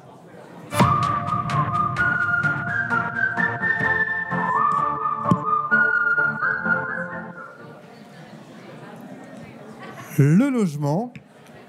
Deux invités, Marine Cocan, déléguée générale du MEDEF. Bonjour. Bonjour Laurent. Et Olivier Gallet, vice-président de la FPI Alpes, la Fédération des promoteurs immobiliers des Alpes. Bonjour. Bonjour Laurent. Alors ensemble, on va parler logement. Alors j'ai envie de vous dire, Marine Cocan, qu'est-ce que le MEDEF vient faire dans le sujet du logement ? Alors, les organisations patronales sont connues pour accompagner les entreprises. On a tous des services. Vous allez recevoir dans quelques minutes nos homologues. Nous, on a des services RH, on s'occupe de recrutement. Mais l'objet des organisations, c'est aussi de traiter de grands sujets. Et le logement est un grand sujet pour nous. On veut faire du lobbying sur ce sujet. Pourquoi ? En période de pénurie de collaborateurs, on le sait tous, on a besoin de les loger et de les attirer en Savoie. Donc voilà pourquoi le logement. Alors comment vous allez vous y prendre et qu'est-ce que vous pouvez faire en tant que MEDEF ? Alors, le président du MEDEF Savoie, Bernard Follier, a souhaité créer une commission logement pour s'entourer de tous les professionnels. Donc, on a vu le BTP, les promoteurs immobiliers, mais on veut aussi mobiliser les élus, mobiliser tous les acteurs du logement pour travailler sur ce sujet en Savoie et favoriser le logement de nos salariés. Clairement, c'est quoi le dispositif que vous présentez ? Alors pour le moment, on réfléchit, c'est un sujet qui est compliqué. C'est une première phase. On se regroupe et on compte sur nos administrateurs pour nous aider parce qu'évidemment, on a besoin d'experts sur le logement, mais c'est un sujet très complexe. Je voudrais simplement rappeler que les entreprises versent une contribution au logement, à la construction. Ce sont les entreprises de plus de 50 salariés. On appelait ça avant le 1% logement. Maintenant, ce n'est plus que 0,45 de la masse salariale, mais enfin, ça compte quand même pour construire des logements. Et donc, on veut utiliser cet argent pour nous en Savoie. Et puis, de l'autre côté, quand une entreprise construit, elle a droit aussi à une priorité de logement pour ses salariés. Et c'est ça qu'on veut rappeler à nos adhérents, mais aussi aux entreprises. On peut loger nos salariés. Alors, Olivier Gallet, vous êtes là en tant que promoteur immobilier pour la FPI. Mais vous êtes là aussi en tant qu'administrateur du MEDEF, donc ça permet des connexions entre vous deux. Oui, bien sûr, Laurent. Donc, pour expliquer les choses pour les téléspectateurs, c'est assez simple. En fait, nous, les promoteurs, on est regroupés sur une fédération professionnelle, qui est une fédération au niveau national, avec des chambres régionales. Voilà. Moi, je représente la chambre régionale des Alpes, dans laquelle il y a bien sûr la Savoie et évidemment la Fédération des promoteurs, la FPI, est adhérent au MEDEF, au national comme au régional, bien évidemment. Alors entrons dans le vif du sujet, parce que vous êtes un homme direct, on vous connaît bien. On construit pas assez, on construit trop cher, mais comment les consommateurs et les futurs propriétaires vont y arriver ? Et qu'est-ce que vous pouvez faire, vous, en tant que FPI ? Exactement, Laurent. Tout à fait. Et bien, justement, avant, je voulais rebondir sur ce que disait Marine et dire pour tous les gens qui nous regardent que, en fait, il y a forcément des entreprises qui s'installent, des entreprises qui recrutent. On a beaucoup parlé de recrutement. Pour recruter, il faut pouvoir loger les gens, parce que les gens qui vont venir s'installer ici pour travailler, ils vont avoir besoin de se loger. Donc, dans la plupart des cas, il s'agit de logements collectifs. On arrive au départ, on prend un appartement, et puis après, éventuellement, on achète une maison. Donc, on a besoin de construire des logements. Mais on a aussi besoin de construire des logements parce qu'il y a de la décohabitation. Vous savez qu'il y a des gens qui se séparent. Et puis, on a un territoire attractif dans lequel il y a de plus en plus de gens. Bon, alors une fois qu'on a dit ça et qu'on est persuadé qu'il faut continuer de construire et qu'il faut pouvoir loger des gens, sinon on va se retrouver avec des entreprises qui vont avoir du mal à attirer des gens chez eux, comment on s'y prend ? Moi, ce que je peux vous dire, Laurent, c'est qu'on ne construit pas suffisamment. Donc le message que je veux faire passer ce soir, c'est aux élus, c'est il faut qu'on construise plus. Alors pourquoi on ne construit pas assez ? D'abord, on a pris du retard pendant 2 ans et demi. Avec le Covid ? Oui, le Covid nous a fait prendre du retard à tous, mais au niveau des autorisations d'urbanisme, des permis de construire et des projets, on a pris du retard. Ce retard, on ne le rattrape pas. On ne le rattrape pas, donc il est toujours là. On ne construit pas suffisamment de logements. Donc les 2 grandes zones, secteurs sur lesquels on a besoin de construire du logement en Savoie, c'est Grand Lac et Grand Chambéry. Parce que c'est là qu'est la population, d'accord ? C'est là que, en plus, vous savez qu'il y a la notion impérative maintenant, on est tous attachés à ça, il va falloir qu'on protège évidemment nos forêts et que l'on protège nos espaces verts, donc il ne s'agit pas d'aller construire dans des endroits qui sont déjà des endroits naturels. Voilà. Et puis c'est quand même beaucoup plus simple, on en parlait tout à l'heure avec le préfet, de construire, et beaucoup plus écologique, de construire à proximité des transports et de toutes les aménités. Donc construire plus. Et construire moins cher, ça va être possible parce que là, au mètre carré, ça monte. Alors Laurent, exactement, c'est le deuxième problème. Le problème, c'est que c'est trop cher. Et nous, on est les premiers à le dire, les promoteurs. Parce que contrairement à ce que tout le monde pense, c'est pas bon pour nous. C'est pas de votre faute. Cher. Alors, c'est pas tout à fait de notre faute. Il faut maintenir les marges, c'est ce que vous voulez me dire ? Je plaisante. Voilà. Parce que dans un prix de logement, il y a à peu près 3 choses. Il y a le prix du terrain. Ouais. Et là, les terrains, ils Ça n'arrêtent pas flambe. de monter. Voilà. Il n'y a plus de terrain finalement. Hein. Non seulement il n'y a plus de terrain, Laurent, ou il y en a moins, mais en plus, comme on a des territoires qui bloquent la construction, je veux parler d'Annecy, de Lyon et même de Bordeaux, on a des promoteurs, des confrères qui viennent sur la Savoie pour construire. Donc, plus il y a promoteurs, plus les prix montent. C'est de l'anarchie alors. Ça, c'est une loi qu'on pourrait quasiment écrire. C'est la proportionnalité directe. Dans chaque territoire, si vous avez beaucoup de promoteurs dans un territoire, vous avez forcément des terrains qui sont très chers. Obligatoirement. Donc ça, c'est le premier sujet. Deuxième sujet, Laurent, qui fait monter les prix, c'est évidemment les coûts construction. Donc là, il y a une inflation, les coûts augmentent, le BTP en a parlé, bien évidemment. Donc il faut que toute la chaîne absorbe cette hausse des prix, parce qu'on ne reviendra pas au prix de 2019. Et puis la troisième composante, c'est l'énergie, on en a parlé aussi, hein, puisqu'il y a beaucoup de transport dans le BTP, il y a des matériaux à amener, il y a de l'énergie qui est consommée, et donc tout ça, ça coûte de l'argent. Donc, pour terminer, les prix des logements, ils sont très chers. On est maintenant passé 4 000 € du mètre carré sur Grand Chambéry, ce que j'avais d'ailleurs... C'est pas accessible à tout le monde, vous êtes d'accord avec moi? C'est pas accessible à tout le monde, exactement. Voilà, donc moi, ce que j'avais proposé, ce que je souhaiterais, c'est que quand j'avais proposé ça le 10 mars 2022 dans la conférence du logement à l'ensemble des élus qui étaient là, je souhaiterais qu'on fasse un atelier avec l'ensemble des élus du territoire ici sur Grand Lac et Grand Chambéry. On peut faire 2 ateliers différents pour étudier toutes les solutions qu'on peut mettre en place, nous les professionnels avec les collectivités, pour réguler le plurifoncier. Je peux vous rajouter une cerise sur le gâteau? Allez-y. Il y a une loi dont vous m'avez parlé, la loi ZAD. Alors, qu'est-ce que c'est? C'est un peu barbare pour certains, mais on va en savoir beaucoup plus tout de suite. Et les préfets sont directement concernés. Alors, la loi, en fait, c'est la loi climat et résilience qui a été votée, dont tout le monde a entendu parler, qui est une loi importante pour notre futur et pour l'écologie. Et dans la loi climat et résilience, il y a une partie qui est la ZAN. Z-A-N. Zéro artificialisation nette. Voilà. C'est clair. Et évidemment, l'objectif, si vous voulez, c'est de consommer moins de terrain qu'on ne le fait jusqu'à présent. C'est un peu incompatible avec ce que vous souhaiteriez. Exact. C'est-à-dire que c'est pas que moi que je souhaite. On a bien vu que on n'allait pas s'arrêter demain, qu'il y a une dynamique économique qui est là, qu'il y a des entreprises qui cherchent à recruter, qu'il y a un territoire qui est attractif. Donc il faut construire, mais il faut construire tout en économisant le plus possible le territoire. Ça, c'est une ambition qui est importante, mais qui va être complexe à mettre en jeu et qu'on ne pourra pas mettre en place sans vraiment un travail de fond avec les élus. Et évidemment, vous avez compris qu'une des clés du système, c'est de densifier.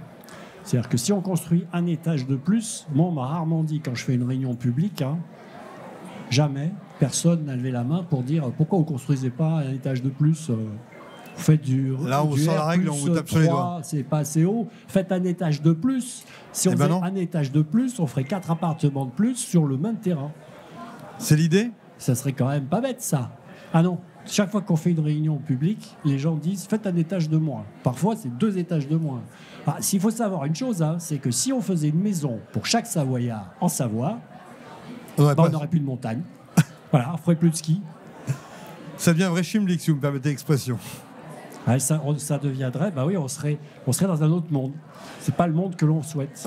J'imagine qu'il y a besoin de beaucoup de dialogue et le MEDEF fait partie de ces corporations qui peut permettre peut-être d'ouvrir l'écoute et d'élargir l'horizon de tout ça. Vous voyez, Laurent, avec un promoteur pareil du logement en Savoie, on peut que se féliciter de la cohésion de tous les acteurs. Et oui, on est obligé de tous se regrouper, mais avec Olivier Gallet, je pense que c'est un bon administrateur qui va nous aider sur ce dossier. Alors Laurent, justement, sur ce sujet-là du recrutement, juste un mot. J'en profite aux auditeurs pour leur dire que donc nous nous sommes regroupés tous ensemble, les acteurs du bâtiment, au sein d'une association qui s'appelle ABC 73.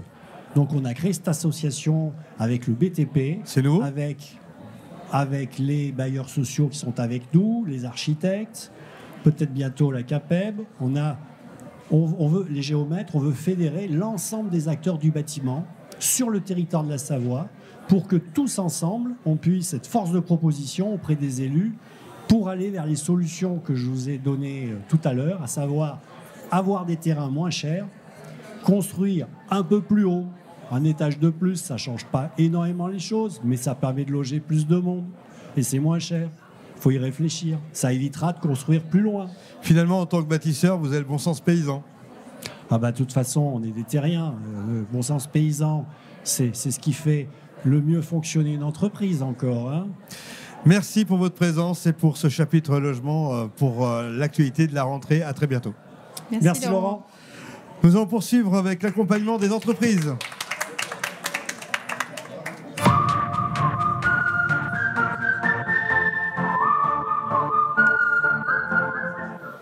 Annie Vian, bonjour. Bonsoir Laurent. Vice-présidente CPME, vous êtes aussi présidente des femmes chefs d'entreprise. On pourra peut-être faire un petit clin d'œil tout à l'heure. Et puis à vos côtés, Frédéric Lemétec, qu'on connaît bien sur Savoie News, président de Réseau Entreprendre Savoie. Bonsoir Laurent. Vous êtes précieux parce que à vous deux, vous regroupez une grande partie de tous les entrepreneurs, quelle que soit leur dimension, de la Savoie. Alors, aujourd'hui, quelles sont les préoccupations que vous rencontrez dans les rencontres que vous faites, aussi bien à la CPME qu'au niveau de Réseau Entreprendre? On va commencer avec vous, Annie. Alors, au niveau des entreprises, il y a eu beaucoup de choses qui ont déjà été dites et on a bien entendu, on a également les mêmes préoccupations parce que la CPME souhaite et fait en sorte d'être vraiment au cœur des préoccupations et au plus proche des demandes de ses adhérents. Donc, on a des préoccupations telles que, bien entendu, ce qu'on a entendu, le logement, l'énergie, comment être accompagné au mieux au niveau juridique. Le Covid nous a demandé à tous, donc entreprises et réseaux, de nous réinventer. Et c'est ce que la CPME a su faire. On se réinvente et on essaye d'être réactif et de pouvoir donner vraiment une réponse le plus rapidement possible. Je rappelle que vous représentez plus de 400 entrepreneurs et entreprises. Pour Réseau Entreprendre Savoie, alors on est plutôt dans le soutien aux entreprises avec des prêts d'honneur. On va en parler. Et est-ce qu'on sent qu'il y a toujours cette dynamique malgré les difficultés qu'on a rencontrées ces derniers temps? Écoute Laurent, oui, la dynamique elle est là, elle est même redoublée. Donc nous, Réseau Entreprendre Savoie, tu le sais, on accompagne des personnes qui pour la première fois créent ou reprennent une entreprise. Donc des gens qui apprennent le métier d'entrepreneur qui ne s'apprend pas à l'école, qui s'apprend sur le terrain.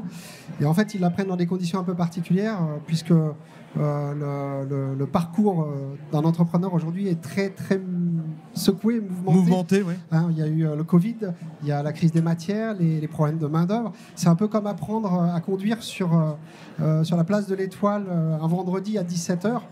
Et donc, pour éviter les accidents, on va dire, eh bien, l'ensemble de notre communauté, nos membres, ce sont 240 chefs d'entreprise engagés dans l'association, sont mobilisés plus que jamais pour apporter un soutien à la fois financier, puisque nous intervenons sur le plan financier par des prêts d'honneur, et puis également, surtout, des heures de bénévolat de chefs d'entreprise aguerris pour accompagner des chefs d'entreprise qui démarrent. Alors revenons un peu sur vos priorités. Quelle est l'actualité de la CPME à ce jour ? Alors l'actualité aujourd'hui de la CPME, c'est surtout les préoccupations de ses adhérents. Donc comme vous l'avez dit, l'énergie, le logement, le social, donc la partie juridique. Donc nous avons créé d'ailleurs un service juridique en 2020 lors du Covid que nous avons ouvert à tous nos adhérents et y compris à toutes les entreprises qui n'étaient pas adhérentes pour pouvoir coller au plus proche de l'activité et surtout permettre aux entreprises de petite taille d'avoir justement ce soutien, notamment au niveau des ressources humaines, parce que c'est quelque chose qui a été très important.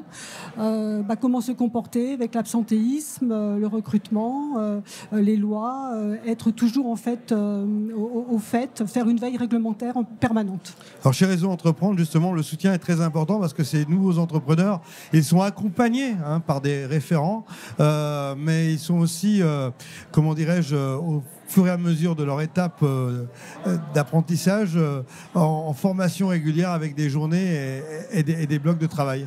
Oui, c'est vrai, Laurent. Chaque année, nous accompagnons entre 12 et 15 créateurs, repreneurs d'entreprise. Chacun a donc son accompagnateur qui est un chef d'entreprise membre du réseau, aguerri. Et puis, on fait en sorte qu'ils se retrouvent aussi tous les mois dans le cadre de clubs, donc créateurs, repreneurs, ensemble. C'est un véritable cercle de confiance qu'on a créé entre eux pour qu'ils puissent en fait échanger sur leurs problématiques communes. Notre objectif, il est très simple et il est vraiment affiché. Aucun entrepreneur ne doit rester seul. C'est vrai pour nos lauréats et je crois qu'aujourd'hui, c'est vrai aussi pour notre communauté de membres.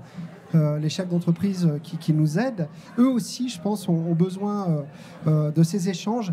Et en fait, on se rend compte que, certes, quand on accompagne un jeune entrepreneur en tant que chef d'entreprise déjà expérimenté, on apporte aux lauréats, mais en fait, on reçoit en retour tout autant. On reçoit beaucoup d'inspiration. Et puis parfois, on l'a vu à la conférence économique avec Julien de Nomazy, quand on voit la capacité de rebond aujourd'hui de certains chefs d'entreprise qui démarrent et qui, face à la conjoncture, doivent réinventer un peu tous les jours leur modèle, ça donne du boost et ça donne envie de se battre. Alors on parle chef d'entreprise, on pense souvent masculin, mais il y a aussi beaucoup de femmes qui se battent et qui montent leur boîte. Et là aussi, la CPME assure un soutien particulier, attentif. Alors en fait, oui, tout à fait. On a un pôle femmes qui marche vraiment très très bien avec des thématiques qui ressemblent aux femmes. Et nous avons vraiment mis en place le format de CODEV, donc de comité de développement, qui permet vraiment d'avoir de bons résultats. Et ces formats-là ont été dupliqués sur d'autres secteurs, sur d'autres activités telles que l'industrie, le social. Voilà, donc en fait, c'est vraiment des petits groupes très vivants parce qu'au-delà de l'équipe de permanents, le soutien qu'on peut avoir également au niveau du national, on a également en interne de véritables experts. Et pareil, on demande ici à nos membres, au conseil d'administration, d'être présents, d'accompagner, parce qu'il n'y a rien de mieux en fait que de parler de choses que l'on connaît tous. Alors finalement, si on devait conclure, quels seraient les points de vigilance que vous donneriez en tant qu'accompagnateur aux entrepreneurs et aux entreprises ? Je pense qu'il y a un point de vigilance qui est fondamental aujourd'hui. Tu sais, Laurent, l'adage fondateur du réseau Entreprendre, c'est pour créer des emplois, créons des employeurs. C'est la phrase d'André Mullier, qui était patron du groupe Auchan. Aujourd'hui, c'est un peu la donne a changé. En Savoie, on parle de 5% de chômage. On est au niveau le plus bas du chômage structurel. Et en fait, au-delà de créer des emplois, il faut aussi réussir à les pourvoir. Il faut trouver des employés. Ça, c'est un vrai challenge pour nos lauréats. Et je crois qu'aujourd'hui, à nos lauréats, il faut aussi qu'on les sensibilise sur la nécessité de redonner du sens à l'entreprise. Voilà, redonner RSE, pour moi, c'est avant tout redonner du sens à l'entreprise. Et pour y arriver, je pense que la RSE, la responsabilité sociétale de l'entreprise, du social, eh bien, il faut qu'on s'y accroche sur les aspects climatiques, sur les aspects de l'attention qu'on porte à nos collaborateurs si on veut réussir ce challenge de l'emploi et de l'emploi durable. Les challenges pour la CPME ?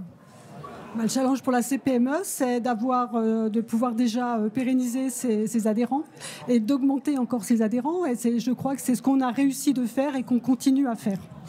Merci pour cette partie entrepreneuriale, l'accompagnement des entreprises. Et Dieu sait que vous êtes au cœur de cette activité et avec toutes les équipes qui vous accompagnent, parce qu'il y a vous les représentants, mais derrière, il y a vraiment du boulot de fond et on peut aussi les saluer. Merci encore une fois. Merci, bonsoir. On va conclure cette émission spéciale. Je vais demander à Pascal Barcella de me rejoindre et peut-être aussi Stéphane Fage, puisqu'on est en direct. Bien sûr, toute cette partie, cette émission a duré un peu plus d'1h30. Elle sera rediffusée en module concentré pour chaque thème abordé. Mais comme on est en direct, moi je voulais déjà vous remercier. Parce que je rappelle toujours que Savoie News a 5 ans cette année, mais que tout s'est passé ici, au phare d'ailleurs, à côté. Le premier plateau s'appelait la Web TV de la Foire de Savoie à l'époque. Ça a plus de 10 ans. C'était un vrai laboratoire. Je salue Robert Guiguet, à chaque fois je le dis, c'est mon côté un peu vieux bonhomme. Voilà, ce qui était l'ancien directeur de Savoie Expo.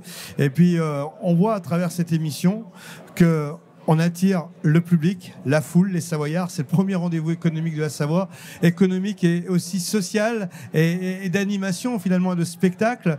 Et puis c'est surtout un lieu de rencontre où se prennent des décisions avec l'ensemble des acteurs que l'on a vus ce soir. Pascal Barcella. Oui, alors tout d'abord, Laurent, Savoie Expo, ce sont des histoires qui durent, et celle qui unit Savoie News et Savoie Expo, c'est une histoire qui dure. Donc merci beaucoup d'être à nos côtés systématiquement sur tous nos événements. C'est toujours beaucoup de plaisir de collaborer sur les événements.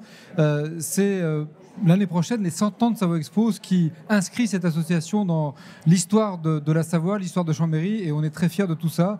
On est très fiers de nos événements. On est très fiers effectivement d'être la vitrine de l'artisanat, du commerce, de l'activité économique de notre territoire. Et puis on est très fiers de dynamiser l'économie de notre territoire avec tout ce qu'on fait et tout ce qui se passe au parc et tout ce qui se passe avec les équipes de Savoie Expo. Et je veux rendre hommage aux équipes de Savoie Expo parce que mon directeur est là aujourd'hui, mais derrière lui, il y a de la place. D'ailleurs, Stéphane Fage, derrière lui, il y a une équipe. Je les cache. Il les cache. Derrière Stéphane, il y a une équipe incroyable à Savoie Expo avec des professionnels qui, depuis des années, organisent des foires, des salons. On ne sait pas suffisamment ce qui se passe sur ce parc. Au-delà des événements grand public qui sont visibles, et vraiment beaucoup de respect et beaucoup de remerciements à toutes les équipes de Savoie Expo. Alors Stéphane Fage, c'est une foire réussie, elle n'est pas tout à fait terminée, mais on sait que les indices de fréquentation sont très bons, on sait que le business se fait. Ce soir, en cette nocturne, il y a un monde fou. Ouais. Ça fait du bien, quoi. Oui, ça fait vraiment du bien. Après ces 2 années difficiles, quel plaisir de retrouver notre ambiance, ce lieu de rencontre, ce lieu d'affaires, comme tu viens de le dire, je crois à le fond de foire, simplement rencontre, convivialité, festif. On est vraiment sur les mots-clés qui garantissent la réussite, et on se rend compte que le public est de retour de manière très massive, et je crois que en effet maintenant il reste encore quelques jours, donc c'est à la fin du match qu'on compte les bouses, comme on dit chez nous, mais en tous les cas les 2/3 se présentent en effet très très bien. Allez, rapidement, le programme à ne pas manquer samedi, dimanche, lundi, rapide. On a toujours bien sûr nos 2 expos fortes, une très famille avec les Celtes Terre de légende, une autre plutôt jeune sur la découverte du monde des sneakers, ce qui est incroyable. On aura bien sûr sur scène un show Balavoine, on retrouvera aussi un show Michel Berger, on aura aussi bien entendu notre semi-marathon et 10 km de la Foire de Savoie dimanche. En tous les cas, des animations tous les jours, et comme tu es aussi sur un média économique, le dernier lundi, notre journée recrutement. Donc là, j'invite toutes les personnes qui sont à la recherche d'un emploi ou qui veulent changer d'emploi. Nous avons une plateforme dédiée avec à ce jour à peu près 70-80 offres d'emploi. Les décideurs seront sur leur stand. Donc il s'agit bien sûr d'offres d'emploi proposées par nos exposants sur la Foire de Savoie. Alors il y a tout, mécaniciens, paysagistes, des commerciaux, des agents immobiliers. Donc vraiment, il y en a pour tout le monde. Il suffit simplement de venir avec un CV, format numérique ou papier, et l'entrée, bien entendu, sera gratuite. Donc lundi 19 septembre, de 10h à 17h. Et on enchaîne après, alors vite fait, parce que là on a le temps, c'est la fin de l'émission, Saveurs et Terroir, le Salon Alpin à Albertville, tous les ans maintenant. Tout à fait, on enchaîne avec Saveurs et Terroir au mois de novembre, puis un salon professionnel à Albertville, le Salon Alpin, et puis une grosse actualité sur la fin de l'année, puisque on le sait, le dernier trimestre de Savoie Expo est très fort, beaucoup d'événements accueillis au parc, beaucoup d'événements de fin d'année, beaucoup de réunions professionnelles d'entreprise. Donc oui, le parc est bien vivant, Savoie Expo développe une magnifique activité, et nous sommes très très heureux de ces signaux forts envoyés par tous nos exposants. Juste beaucoup de remerciements pour nos exposants qui sont à nos côtés. Sans eux, rien n'est possible. 400 exposants cette fois. Merci à eux d'être à nos côtés, de nous soutenir dans nos efforts. Allez, c'est la fin de l'émission, on se balance des fleurs, mais c'est du travail tout ça, et du 7/7, et presque 24/24 pour certains. À mon tour de saluer les équipes de Savoie News et de Defour.com, sans qui rien ne serait possible. Donc merci à Maxime Guélan-Sermin, à Florent Durando, qui sont les référents de Savoie News. Merci aussi à nos 3 chefs de projet chez Defour.com. Je parle naturellement de Bruno Jacob, Stéphane Bouvier et Guillaume Thiabaut. Merci aussi à nos différents assistants, Marina qui est notre committee manager, et puis merci à notre photographe Olivier Rousseau. Vous retrouverez ces émissions par extrait tout au long de la semaine, et puis surtout merci à l'ensemble des élus qui sont passés, parce que nous sommes un jeune média, on n'est pas parfait.